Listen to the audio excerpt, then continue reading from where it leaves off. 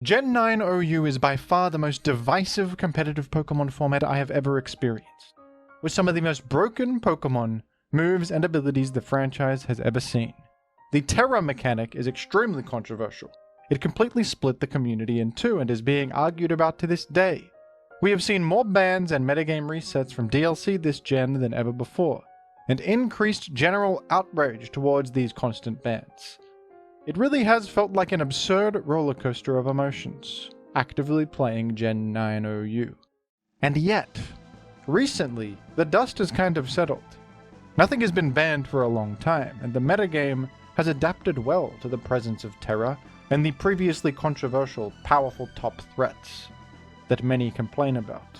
And I feel like I've been seeing an incredible amount of diversity in successful high-ladder teams and tournament teams recently.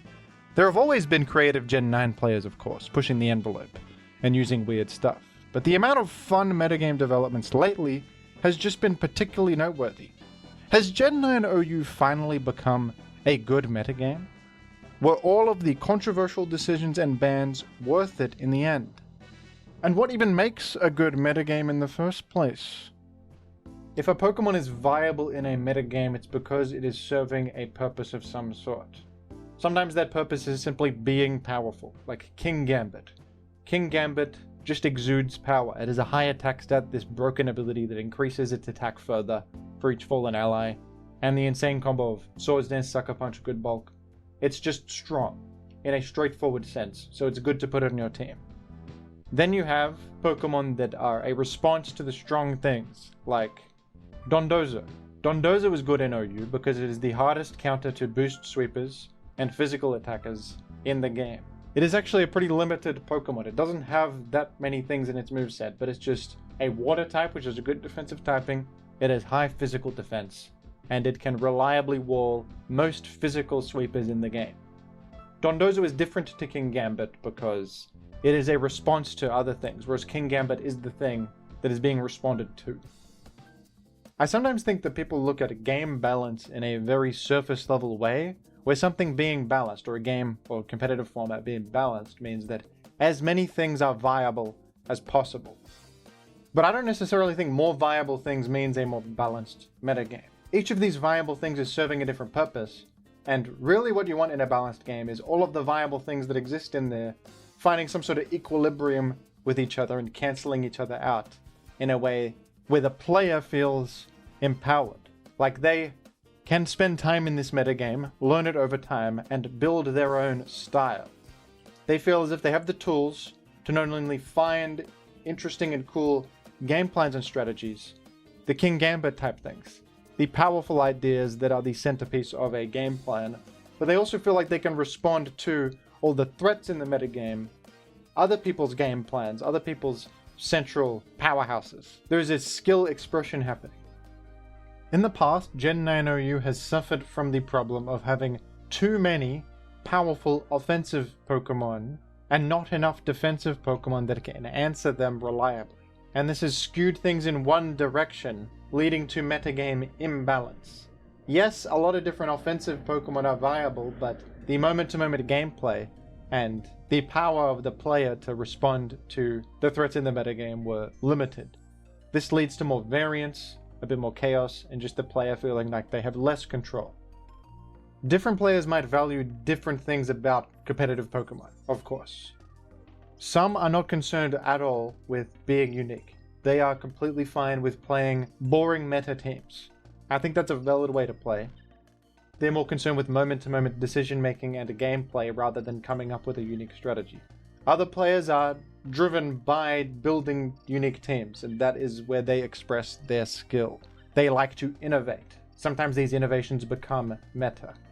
It's fine, different players play for different reasons. But I think a good metagame can service all of these players. And these two kinds of players feed into each other, even if they don't realize they do. Because the players who are boring and aren't concerned with innovation will skew towards the strategies that are the most consistent, tried and true, and have strong matchup spreads, like a balanced team that can cover most things in the metagame. That's what they're going to run, because that has the highest win rate, is prepared for everything. And then the players who like to innovate and be creative are able to target those things. A creative builder is not someone that just brute forces something into viability for no reason. They are looking at what the metagame is, what people are running that has a high win rate, and seeing how to beat it with something novel. They are pulling from the depths of like a lower tier, finding something random that you've never seen before that happens to have a random combination of traits to bait an interaction from a top tier Pokemon that comes up often. The creative builders look for solutions, and sometimes they redefine what the metagame is because the creative solution they found turns out to actually be really consistent. So the players who don't care about building as much start copying them because what they discovered was really good. I think this does happen in Gen 9, and this is what drives metagame development and is a sign of metagame health. You can see this with, for example, the rise of Galarian Wheezing. Galarian Wheezing was originally a novel idea that wasn't ranked OU, but was starting to rise in popularity when players experimented with it because it's a defog user that can crucially defog against Goldengo because it cancels good as gold with neutralizing gas. Wheezing Galar also has the added benefit of responding to common threats like Zamazenta, Iron Valiant, and Ogerpon Wellspring. Now sometimes random gimmicky Pokemon choices like that are just a one-off thing. They can work on a specific team, but they don't become a metagame staple. Galarian Wheezing, though, became a metagame staple.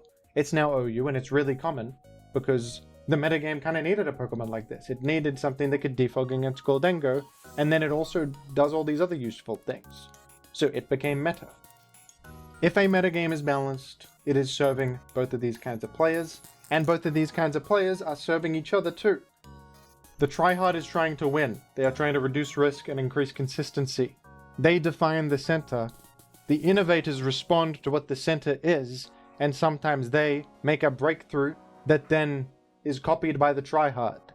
Now the innovator has more things to respond to, and it's a loop, it's a circle, and the metagame does not stagnate. New guys rise up to OU, and you're like, whoa, Pecharunt's OU now.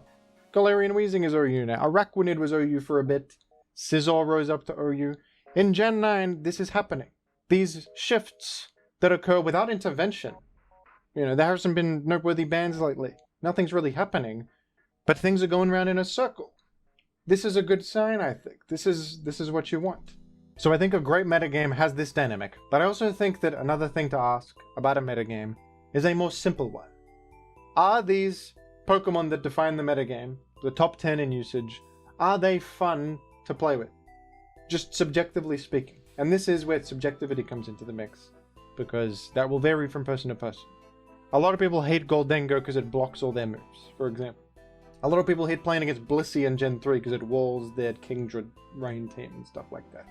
And I'm not going to say that they're wrong, that's just their subjective experience. My subjective experience with a metagame I dislike, Gen 4 OU. The number one Pokemon in that metagame is Jirachi. You can call me a noob, you can say I don't understand. That's fine, it might be true.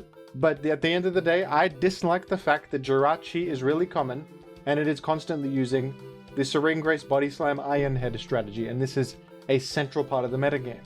I think that this makes the metagame worse, for me, because I'm seeing a strategy I dislike very often. In Gen 9, I actually think I kind of like the top Pokemon. The number one Pokemon by usage is Great Tusk. I think Great Tusk is fantastic. I think this is actually a really great and healthy competitive Pokemon all around. I think it's a cool guy to use. It's ground fighting, fun type combo. It has good stabs. It has a fun offensive move pool with a good amount of variation. You can tweak it, you can run different sets to your liking, to your playstyle. Lean into offense, lean into defense. It has utility too, it has rapid spin. Always useful. It provides a speed boost, it removes hazards. You have knockoff for item removal. Great to power through boots walls. Make some progress, whatever. Hit the Goldengo with the balloon. All these sorts of things. So I find Great Tusk very fun to use. I also think it's pretty reasonable to respond to. There are plenty of things that wall Great Tusk, and Great Tusk cannot heal. So a straightforward game plan is, how do I lure in the Great Tusk, eliminate it, so that it can't spin anymore, then I can get my hazards up. Great Tusk's presence kind of centers the game around this plan. If I can take out the Great Tusk, it's like taking down a wall of the fortress and then I can break through. It's a resource, and it has this clearly defined feeling of being this resource and what it represents. Another definitive Pokemon of Gen 9 is Kingambit. Do I think Kingambit is fun? Not really, not as much. I'm not as fond of Kingambit. I think Kingambit is kind of one-dimensional. There is a little bit of set variety. You can run different Tera types on it. You can run low kick maybe to hit enemy Kingambit or stuff like that. But overall, it's gonna run similar sets. It's just Swords Dance, Sucker Punch. I feel as if Kingambit is a bit of an auto-include on some teams just because it represents such offensive pressure. It has that priority. I don't know. I don't really love it.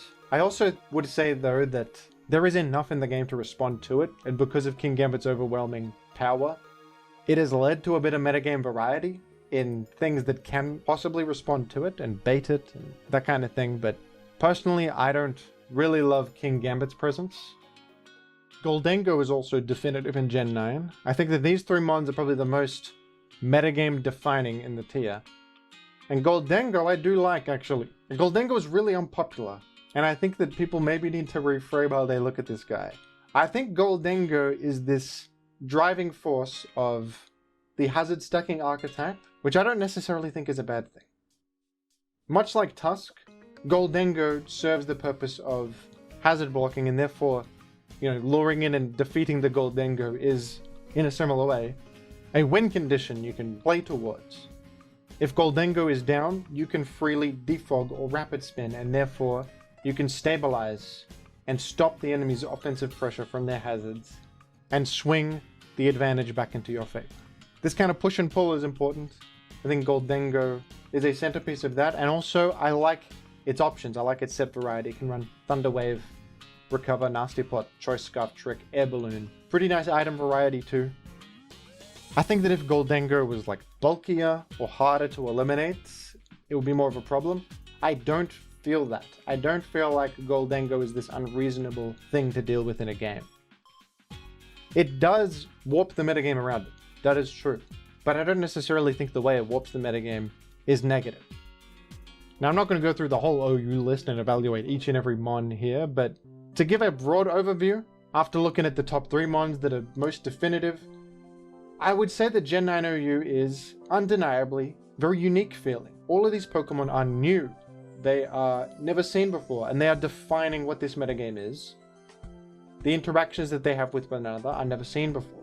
So at the very least, Gen 9 OU has this strong sense of identity here, and a push and pull between all these Pokemon that is distinct. And now I'd like to talk about Tera, the mechanic that has been the most divisive part of the generation. Tera is a mechanic, if you don't know, I'm sure you do, but I'll explain it anyway. Tera allows your Pokemon to change into a new type that is preset before the game starts. Once you transform into that type, you will gain the defensive properties of it. You will gain an offensive stab boost to damage of moves from that type, but you will also keep the offensive stab damage of the types you were previously.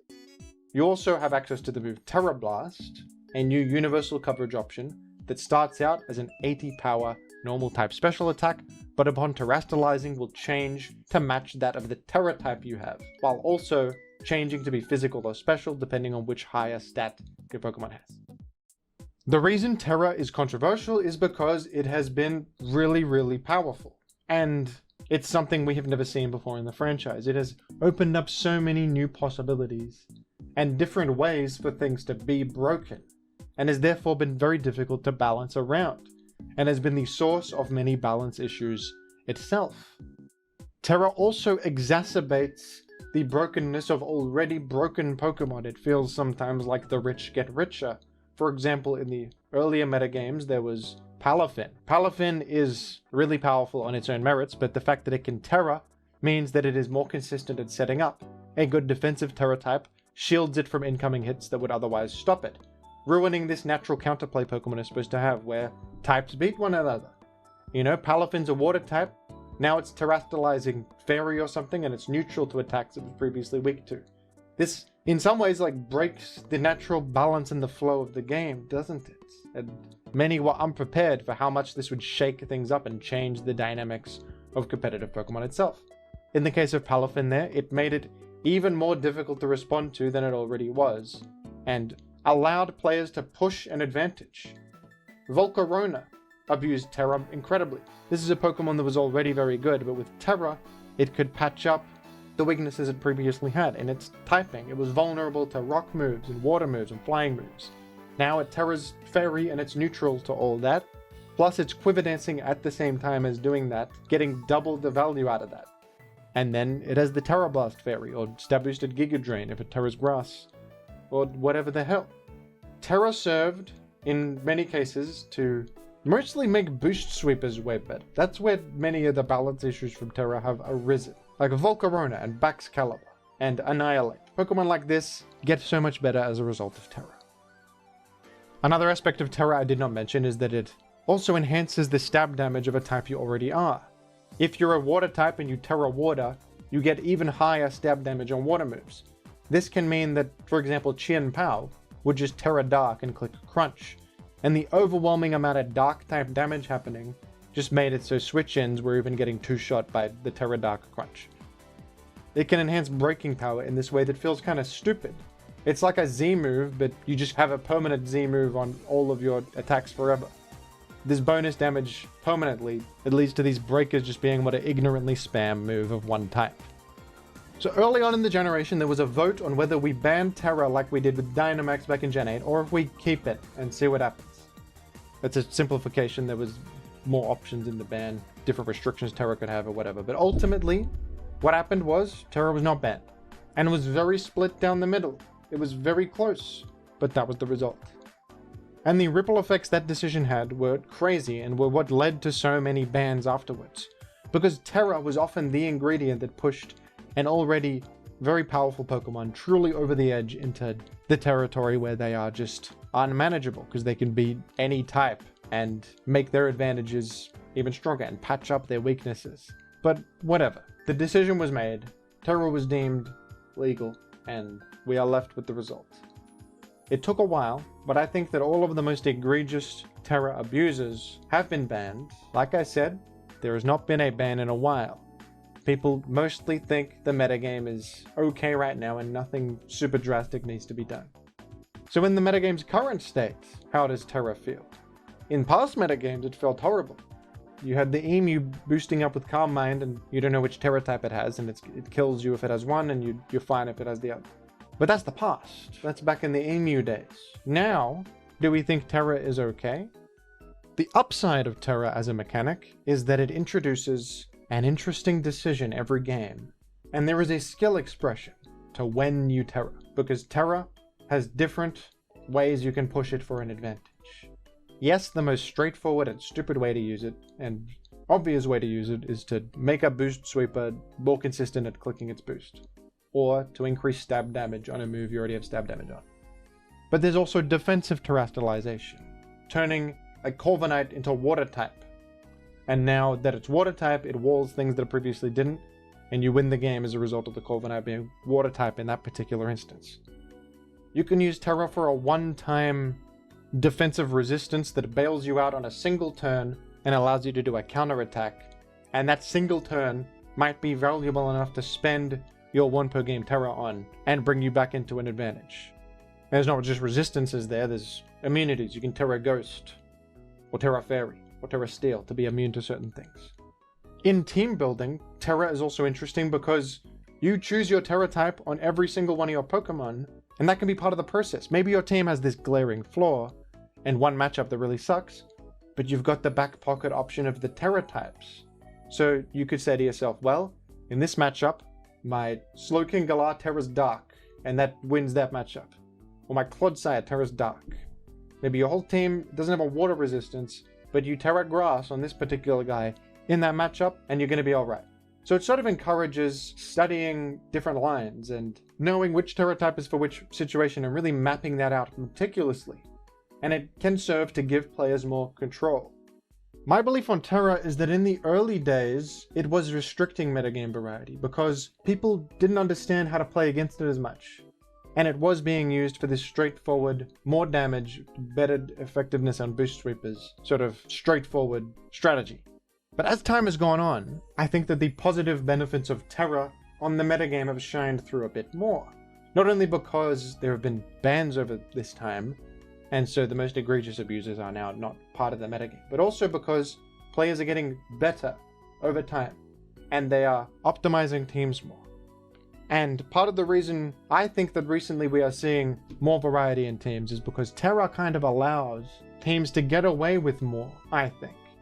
It allows them to have a hole and cover that with knowing when to Tera in which matchup. And it is a very skillful thing. It is a big decision. You get to do it once per game. And where you do it could make all the difference. Using Tera Ghost to block rapid spin could get value out of the spikes such that you can clean up in an endgame with a fast Pokemon or something like that. One little decision has a butterfly effect, a ripple effect that affect everything else. Perhaps you need to get rid of one specific threat because you see that later down the line that guy is going to be a problem. So you go for a Hail Mary Tera to enhance your damage and eliminate their threat while they're there, because you don't think that the enemy will expect that at that time. And in doing so, being decisive in that moment, you have saved yourself headache later down the line. This element of terastalization I find very fun, very satisfying, and I think more of that side of terastalization is happening now in the metagame. As time has gone on, I have felt more and more positive about Tera as a mechanic. And as a spectator, it's also fun, knowing that at any point, these two fellas could Tera, and that could change the tide of the battle. It's something that you anticipate, that you wait for. I think it is certainly a more interesting mechanic than Z moves, which are a bit more limited. You have a specific Z move tied to a specific move. All it usually does is just increase the damage. Tera is so much more dynamic. It allows for so many more possibilities. And it adds this element of excitement to watching the tier and playing it that is very unique. In a broad sense, I think that Gen 9 OU is a fine metagame. If I'm being 100% honest, I think that I've had a lot of inbuilt negativity towards it because of how tumultuous it has been while actively playing it since the beginning. We've had to deal with so many different frustrating metagame warping Pokemon, so many metagame resets, sometimes inelegant tiering decisions and strangeness. But in its current state, if I just sort of forget about all that and look at it as it is now, you can't complain about this metagame too much, can you? I think that there is a good amount for all sorts of different players. I think that in the beginning of this video I talked about how some players are boring and don't care too much about team building. Some players love team building. I think those are two sides of a spectrum, and people exist within the middle too, and lean more to one side or the other. I think wherever you might fall on that spectrum, you probably have something to attach yourself to in Gen 9. There is something there. In its current state, I feel like you as a player do have control in some sense. You are not overwhelmed. You have the power to be your own unique snowflake in this metagame. If you want to. If you don't want to, you also have the ability to do that. And I think that does make a solid metagame. Gen 9 OU is not my favorite metagame. Many of you know my favorite metagame is Gen 3 OU. But I could definitely see someone's favorite metagame being Gen 9 OU because of how distinct it feels. If you really vibe with Tera and have a good sense of when to Tera, and you love terastalizing, of course you're going to love Gen 9 OU. If you really love setting up for Dragonite or King Gambit in games, you're probably going to love Gen 9 OU. If you attach yourself to those things.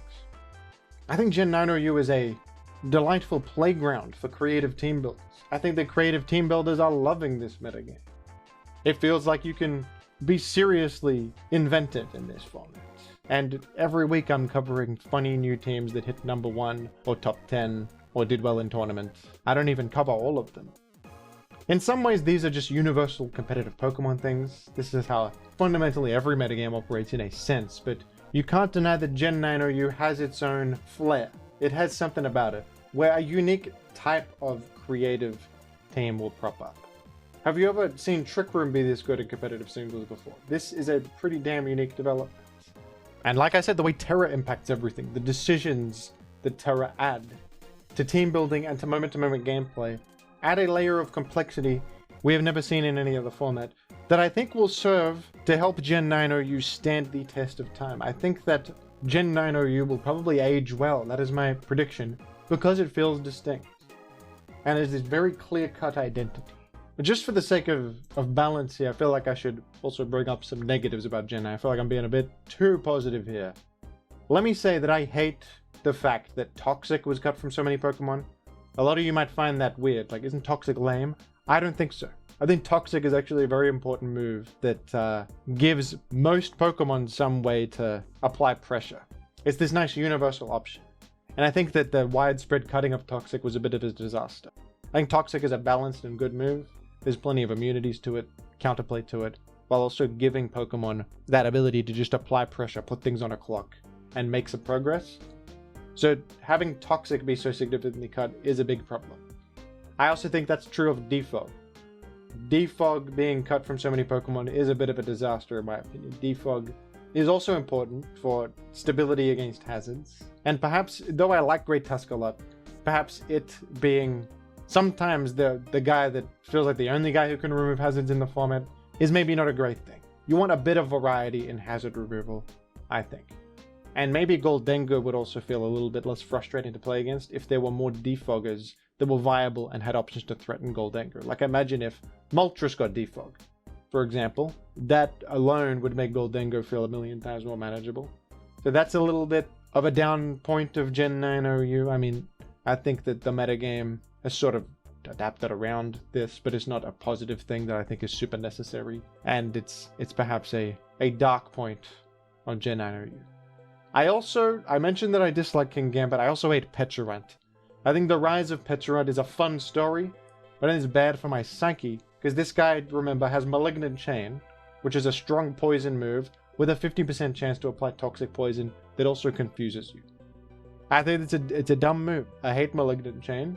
I think it's a stupid move design that confuses you while toxic poisoning you. And, you know, it's not enough to be insanely OP or anything, but there are some cases where you can just send Malignant Chain into an enemy and just hope that it hits the 50-50 self-hit and confusion to completely bail you out. Having that option in the game makes it worse in my opinion. But I don't know, there's always going to be some annoying guy in OU that has this interaction that leaves the game down to chance. I think every format has something like that somewhere. So that's fine, I suppose, I don't know. It is a bit of a nitpick there, but I just wanted to add that. The metagame is not all sunshine and rainbows. There are Pokemon that I believe are frustrating to play against that create frustrating dynamics. But overall, I think we can be quite happy with Gen 9 OU and how it has turned out over time. I think that maybe the Smogon Council is a bit vindicated for being so aggressive with banning things. It's resulted in, I think, objectively more variety and fun. What do you think though, folks? What do you value in a metagame? What kind of player are you? And what do you think are Gen 9 OU's strongest points and its weakest points? I would love to hear your thoughts in the comments down below. And thank you very much for watching.